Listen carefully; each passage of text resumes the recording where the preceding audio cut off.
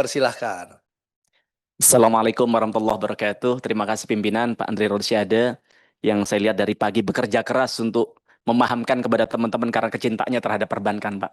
Bapak harus terima kasih sama Pak Andri, Pak. Ya. Pak Eko dan seluruh teman-teman. Pertama kami sampaikan apresiasi atas kehadiran Bapak-bapak sekalian, Pak Dirut Himbara yang hadir secara lengkap. Ini menunjukkan keseriusan Bapak untuk bagaimana mengakselerasikan perbankan kita untuk bisa berkontribusi terhadap negara, Pak.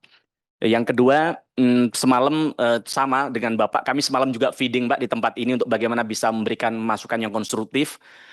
Jujur tadi malam kami agak sedikit galau begitu melihat apa data yang didapatkan oleh tenaga ahli kami, apa performa dari laba perbankan turun. Tapi ternyata dari paparan tadi Bapak tadi berbeda. Kami apresiasi Pak di tengah situasi global yang tidak mudah, Bapak masih bisa menunjukkan kinerja yang positif. Ini tentu apresiasi dari kami semua begitu.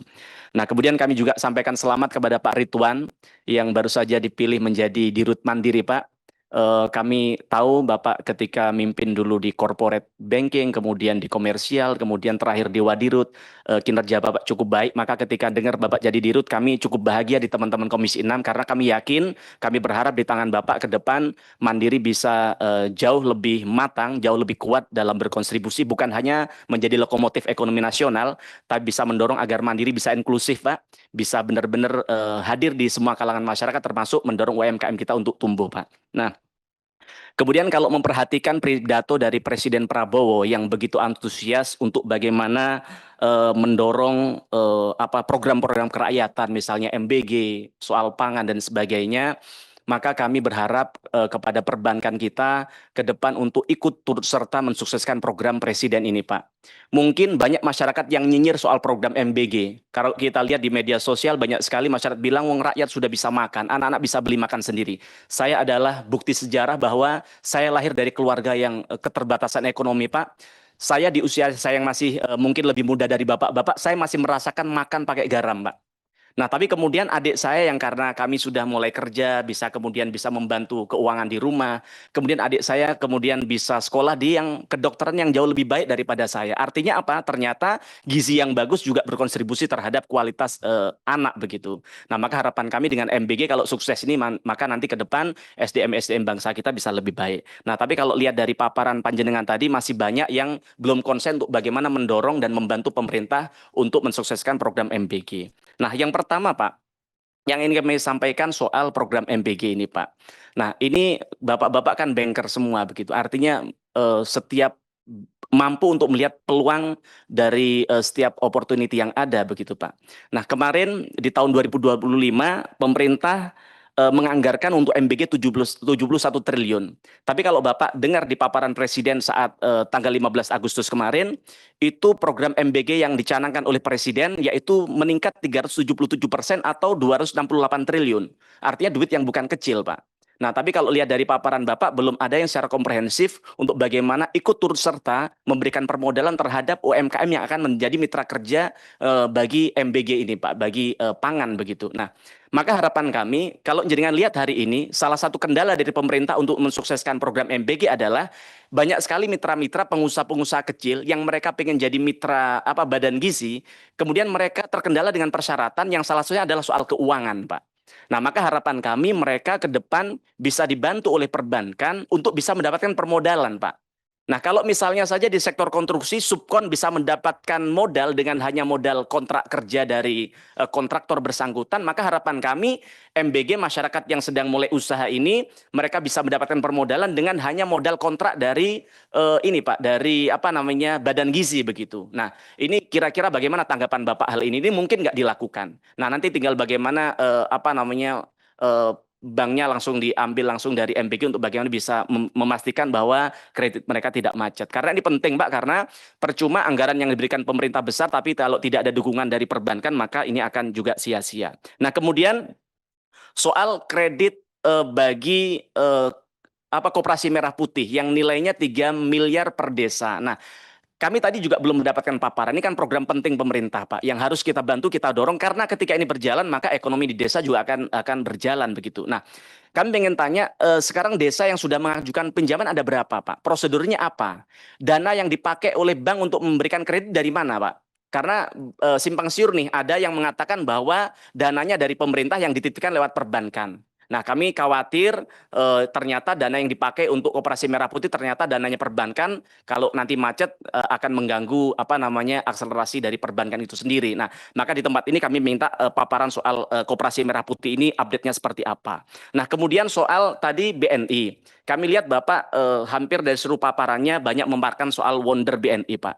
Nah, ini sekedar mengingatkan, Wonder BNI ini sudah hampir setahun lebih sejak dilonceng pada bulan Juli 2024. Saya masih ingat betul saat itu. Yang di roadmap-nya disampaikan bahwa pada akhir tahun 2024, seluruh aplikasi nasabah akan bermigrasi ke Wonder BNI. Tapi sampai hari ini, setelah 1 tahun lebih, ternyata masih ada 2 aplikasi yang harus berjalan bersamaan, yaitu yang pertama aplikasi mobile banking, yang kedua nggak apa-apa ngomong ini kan, Wonder untuk kebaikan mereka.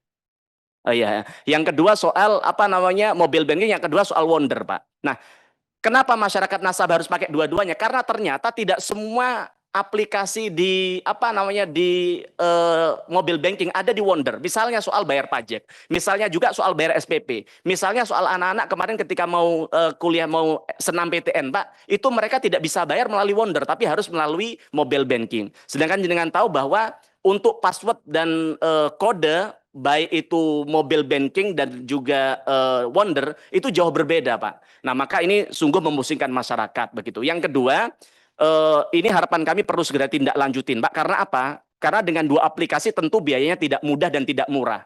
Mengamankan sebuah aplikasi kan juga perlu biaya yang tinggi, Pak. Bagaimana kemarin kita belajar dari salah satu perbankan yang ada di sini, karena tindakan dari hacker, mereka harus bayar ratusan miliar untuk bisa mengamankan aplikasi itu. Nah, jangan sampai ini terjadi di BNI ke depan. Maka kami minta, kami tanyakan di tempat ini, kapan semua nasabah apa namanya BNI ini bisa bermigrasi 100% ke Wonder begitu, Pak. Nah, kemudian selanjutnya soal Sritek, Pak. Nah, kami ingin update soal itu karena ini apa namanya ini adalah bukti dari sistem BNI ternyata masih bisa dibobol oleh kredit fiktif gitu. Nah, jangan sampai ke depan ini terulang kembali. Kemudian selanjutnya soal BRI, Pak. Hari ini sedang ramai soal bagaimana kredit Tani Hub yang gagal begitu, Pak. Nah, kami ingin ini ditindaklanjutin di anak usaha Bapak. Siapa sih sebenarnya yang memberikan kebijakan memberikan kredit 225 juta US dollar itu, Pak? Dan itu alirannya kemana? Kami minta minta update secara tertulis dari Bapak soal hal itu.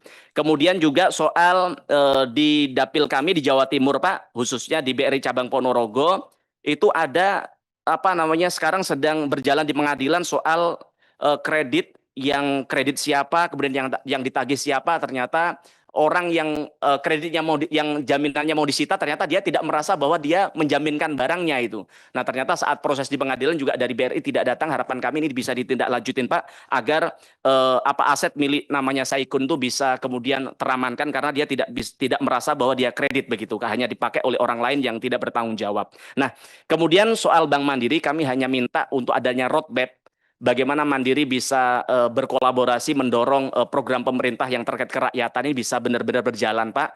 Agar kalau kita lihat selama ini BRI hanya fokus kalau yang soal kerakyatan hanya soal KUR. Nah, kami ke depan minta apa sih yang akan dilakukan BRI soal Mandiri soal apa namanya mendukung program MBG, Koperasi Merah Putih dan sebagainya. Nah, kemudian soal BTN. Nah, tadi Bapak sampaikan bahwa BTN per Juni 2025 ini terrealisasi 100.000 unit rumah. Nah, sedangkan kita tahu pemerintah punya program 3 juta rumah. Nah, harapan kami Bapak tidak perlu ikut-ikutan menteri yang keluar-keluar mau bikin program 3 juta rumah ini, Pak. Kami minta Pak Presiden diberikan data yang benar. Sebenarnya program 3 juta rumah ini logis nggak dilakukan, Pak? Karena kalau lihat data panjenengan di halaman sebelumnya, itu selama berdirinya BTN saja baru terrealisasi 5,7 juta rumah, Pak. Bahkan di selama 9 tahun hanya sekian juta rumah. Artinya sebenarnya kami minta pernyataan dari Bapak, sanggupnya BTN ini kira-kira selama 5 tahun merealisasikan berapa rumah untuk rakyat, agar rakyat kita ini juga tidak menunggu-nunggu, tidak merasa di PHP oleh oknum-oknum tertentu. Nah, kemudian soal BSI, Pak. Nah, dulu ketika BSI dibentuk, kami adalah salah satu dari teman-teman DPR yang mendorong untuk bagaimana perbankan syariah bisa tumbuh dan menjadi motor bukan hanya di Indonesia tapi secara global begitu. Tapi kemudian berapa tahun kemudian kita tahu ada ketidakpuasan dari Muhammadiyah, kemudian mereka cabut dan mereka memindahkan uangnya ke bank sendiri, bahkan sekarang mau bikin bank sendiri. Nah, kami ingin di dalam ini nih Pak, mumpung Pak Anggoro di Rut baru ya, kenapa ini bisa terjadi? Nah, jadi harapan kami apa namanya nasabah-nasabah strategis ini bisa diopeni Pak, agar ke depan perbankan syariah bisa terus tumbuh. Nah, kemudian Pak, semalam kami coba mencari sebuah data.